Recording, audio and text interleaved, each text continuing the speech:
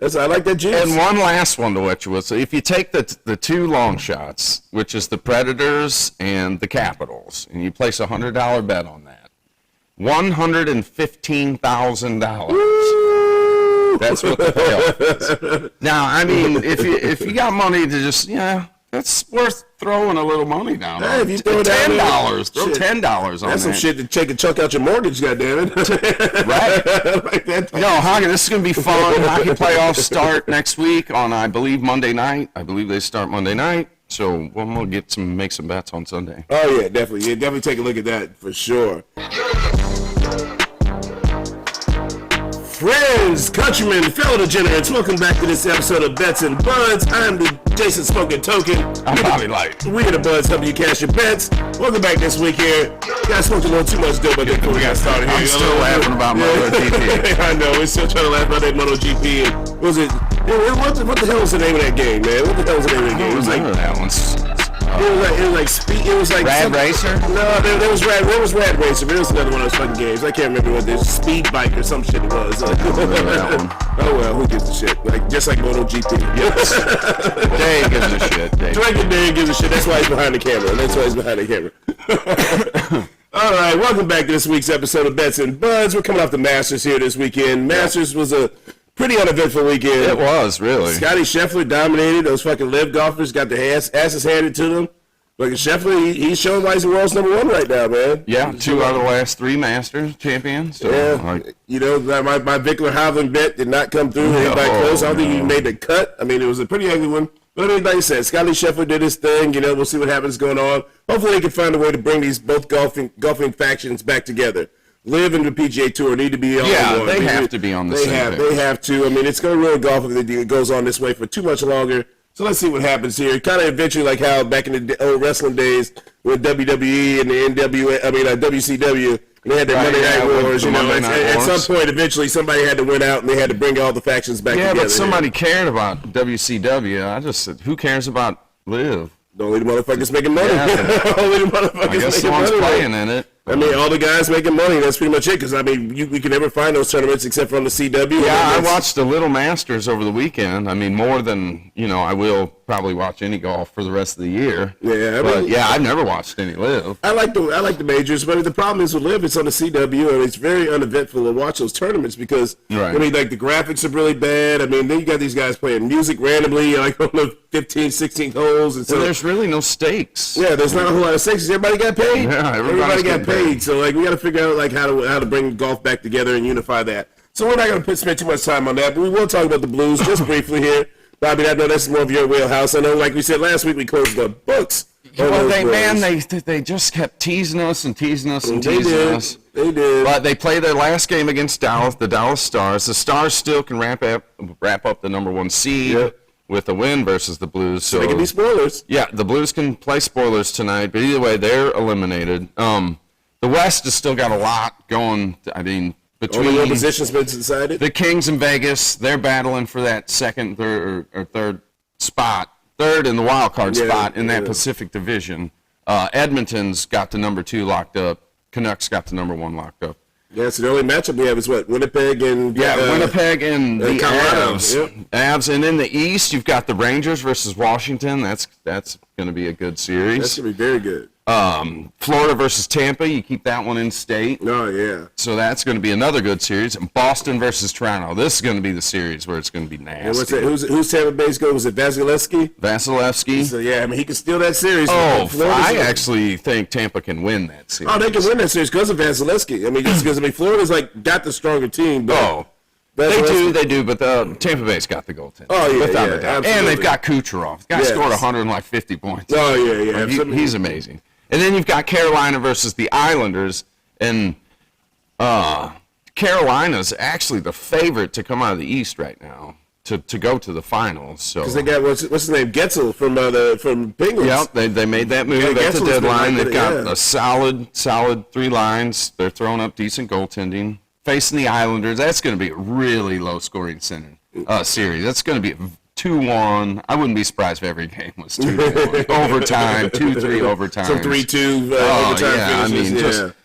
Not going to be a whole lot of goal scoring in that one. But it's it's one of the most exciting playoffs in all sports. I love hockey playoffs. Yeah, hockey playoffs are so much fun. So just because the East is settled, so I'm going to go with the Rangers over Washington. I like Tampa to beat Florida. I like Toronto to actually upset Boston. I think this year Toronto's going to make a little noise. I think so. I like Carolina to beat the Islanders. So if you take those 4 teams, that's a plus 694 to win the first round series. Okay, that's not bad. The only thing I would probably have a difference on is Boston they had the record-setting season last year. They lost in the first round. So Toronto has been such a dud, in all their playoff series, and I think since 1974, since the last time Toronto has beat Boston. I know, but that would be my only hesitancy on that one. But I go with you on that one because usually hit a pretty solid on your. That's the one that I would waver on myself. I think Tampa beats Florida, no problem. Oh yeah. I can see that. I can definitely see that. As far as the West, the only series there is the Jets versus the Avs. I actually think the Jets actually win this one. You think so? I like the Jets to win. They're just such a dominating team right now. Yeah. And they got home ice. And they do have home ice. They've got a top 5 goaltender in the league. I mean, it's playoff time. You definitely need goaltending. Oh, yeah. So, it'll be interesting. It'll definitely be interesting. So, after tonight, we'll definitely be able to have a bigger picture on, where the playoffs are standing, where everything looks going forward. Just to wet your whistle, this is how much fun hockey betting can be. So, if I take the 2 teams that I think are going to make the finals, I think it's going to be Tampa Bay and the Jets.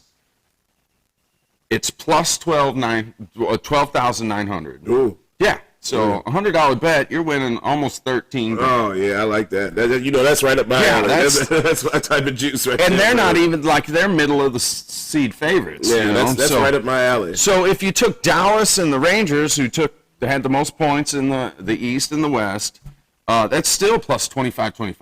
Okay.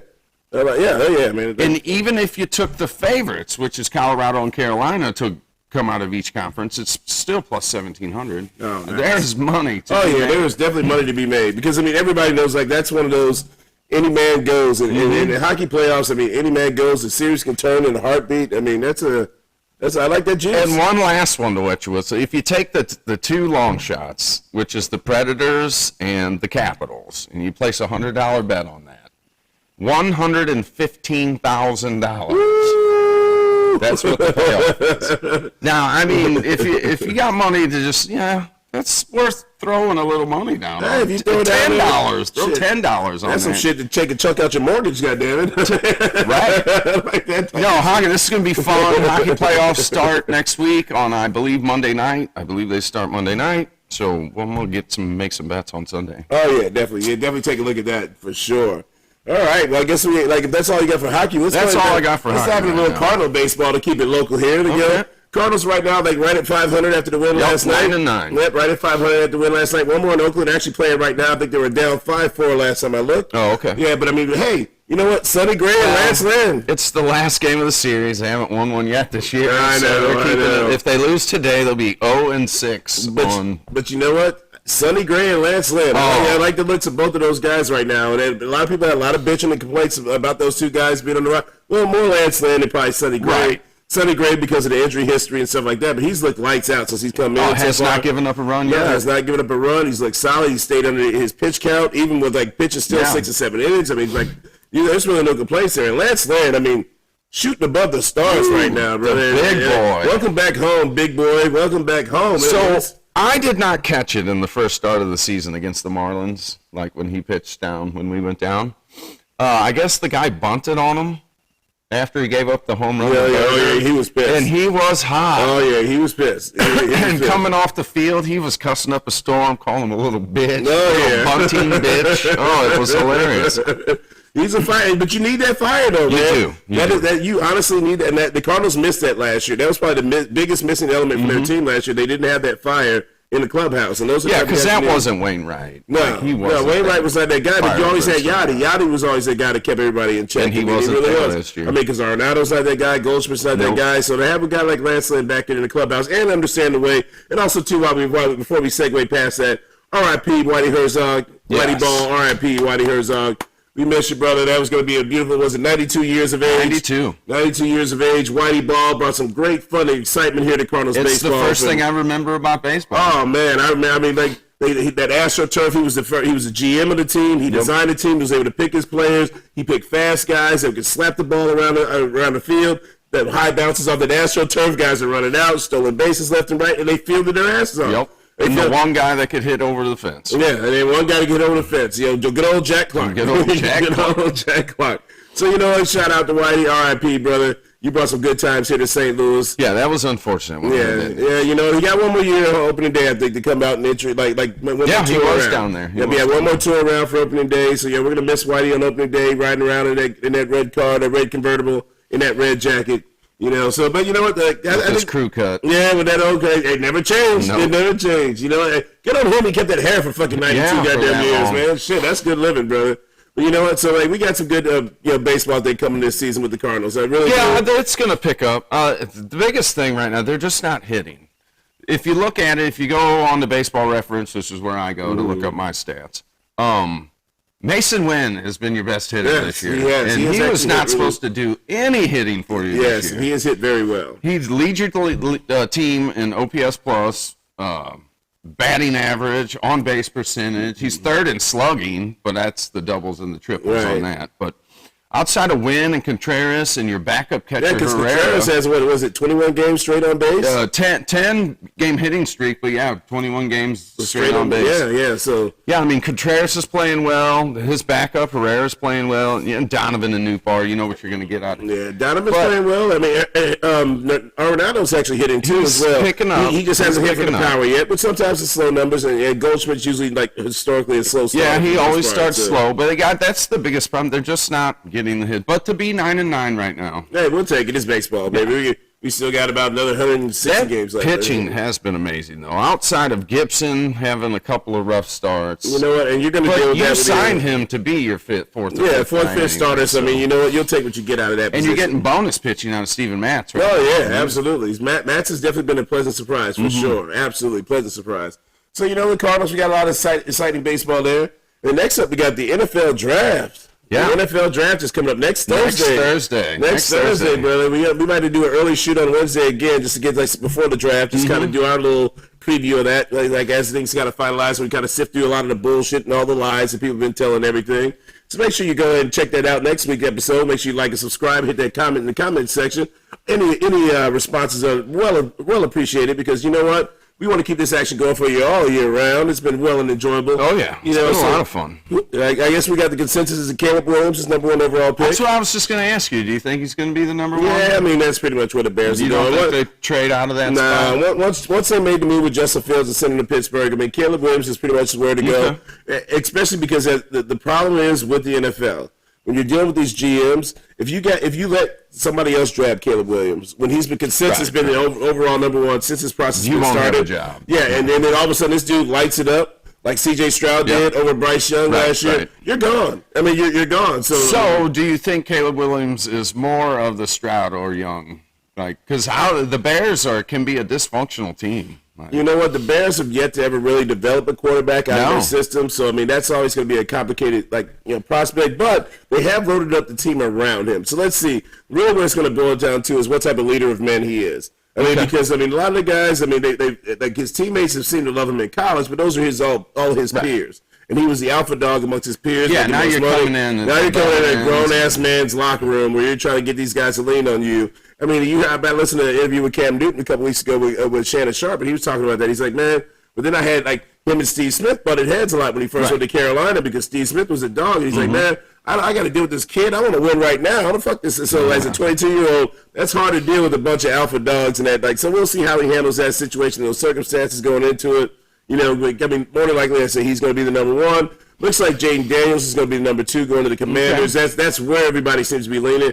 Where it can get tricky and dicey is going to be once we get to the third pick. Do the Patriots hold Pat? Do they trade out? If they do take a quarterback, which quarterback did they take? Because it's J. McCarthy, Drake May. I see them taking a quarterback there, though. They have to, though. Almost. It's just not the way that they. It usually in the past is not the way, but Bill Belichick's not there anymore. He's gone. Bill Belichick's not there anymore. So I mean, as far as for them taking a quarterback, I can see it happening just because you got Jacoby Brissett there. You let whoever, because like Drake, everybody who talked about Drake May said he needs to sit a year. Right. So if you can at least let Drake May sit behind Jacoby Brissett for at least like 10 weeks. Who's a serviceable Who's a starting quarterback. I mean, he's a solid starting quarterback in the NFL or backup at least coming off the bench. Right. But I mean, for a transition, fill a gap guy, I think he's solid in that range. So after that, we got a bunch of trades of who knows what's going to happen because the Cardinals, are they going to stand pat? Are they going to take Marvin Harrison? Are they going to take, what's his name, Neighbors from out of LSU? Man, they almost have to take Harrison, don't they? You know what I mean? You can also trade back though. I mean, because you could and still get a decent wide receiver. Because it's a very deep receiver draft, and you got a dynamic quarterback like Kyler Murray. You know, they got what's the kid's name, Trey McBride, who had a surprise tight end at Stanford last year. So I mean, he was solid. I mean, there's a lot of things they still can work with. I mean, they traded some pieces away, but they need a lot of things to become a good football team. And Marvin Harrison Jr. is not going to be the surprise fix for all of that. Right. Okay, there was one bit of Dallas news I seen today. Royce Freeman has been signed as a running back. I know. You know what I hated about that when I read that today? It said the Oregon Ducks all-time leading rusher. Who gives a fuck? Nobody cares about just that. the fact that dude has been in the NFL for 5 seasons now, and you had to say Oregon Ducks all-time leading rusher. Who gives a shit? Right. I think he only had 300 yards with the Rams last year. Oh yeah. I mean, and I didn't even know he was with the Rams last year. Let me be quite honest with you.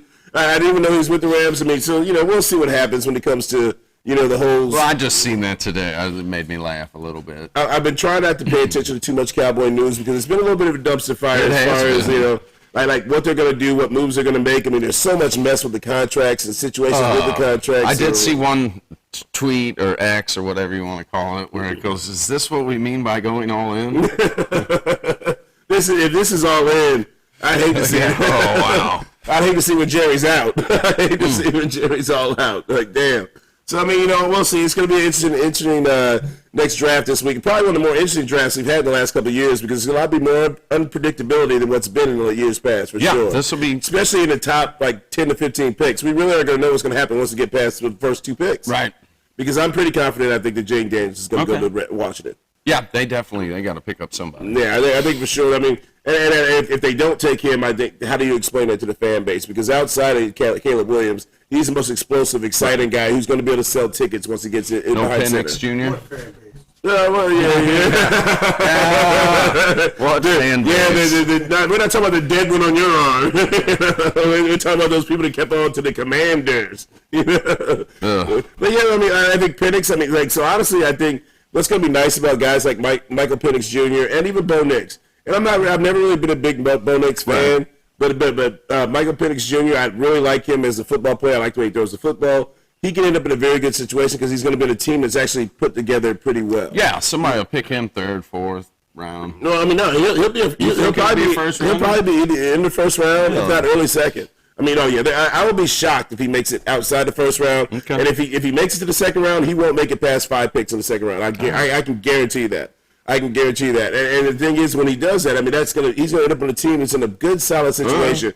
The only place that I can see him being not like a bad situation going forward, that's where I almost going to pencil in Bo Nix in this area, is the Denver Broncos. Because the Broncos right now, I mean, they're in a rough situation. They got rid of Jerry Jeudy. I mean, a lot of people. Justin Simmons is gone. There's a lot of pieces that are gone from that team, and they got a lot of rebuilding to do. They do. So, I mean, as far as going in that situation, I mean, he's probably he fell back to a team, that'd be the one team. But outside of that, I mean, the Raiders. If he went to the Raiders, that's not a bad situation. No, because Minshew's serviceable. You can learn behind Minshew. Not even just that. I mean, like he could even beat out Minshew and let Minshew be the backup. I mean, you got what's his name, Max Crosby. You got the Condor on one side. You got Christian Wilkins up the middle. You draft around, pick up some pieces in the secondary, linebacker position, fill that up. Defensively up front, they're solid. You got Devontae Adams still. Now let's see what they do in running back. That's going to be kind of hit or miss here. Right. I mean, I think it was Zamir White. White that they had last year. He finished strong last year. I mean, he finished strong, but the problem is that going to be a Tony Pollard situation once you become the every down back? Can he handle that load? Yeah, because he's not a big guy. Yeah, I mean, he's not a big load. I mean, a big guy. And I mean, that's a heavy load to carry when you're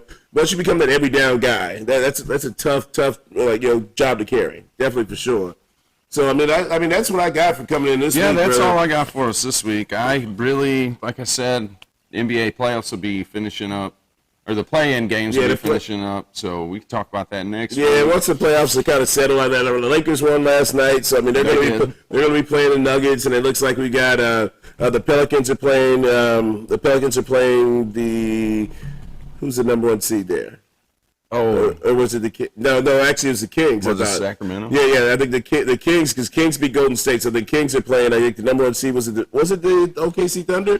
I think the Thunder might have slid into that number 1 spot. I'm almost sure. Because I don't think it was Minnesota. I think Minnesota finished 3rd.